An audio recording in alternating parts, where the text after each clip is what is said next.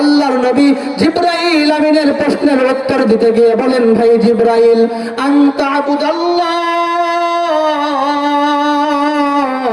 কান্নাকা তারাহু fine লাম তাকুন তারাহু ফাইন্নাহু ইয়ারাক। ভাই জিবরাইল, ইখলাস হলো তুমি যখন কোনো ইবাদত করার জন্য আল্লাহ পাকের সামনে দণ্ডায়মান হবা, নামাজ পড়ার জন্য যখন যাই নামাজে দাঁড়াইবা, নামাজ পড়ার জন্য যখন তুমি মসজিদে গিয়ে দাঁড়াবা,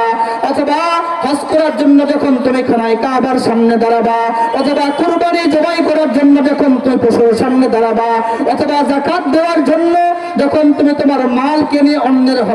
মানে মানুষের কাছে হস্তান্তর করবা, ওই সময় তোমার নিয়ত এমন খালেস করবা যেন তুমি চোখ বন্ধ করলে আল্লাহ পাককে দেখতে পাও। যদি তোমার ঈমান আমল দুর্বল হয়, যেমন আমাদের ঈমান আমল দুর্বল হওয়ার কারণে চোখ বন্ধ করলে যাই নামাজে আমরা আল্লাহ পাককে দেখতে পাই না, যাই নামাজে দাঁড়ায় খানায় কাবাকে দেখতে পাই না, আল্লাহ পাককে আমরা দেখতে পাই না।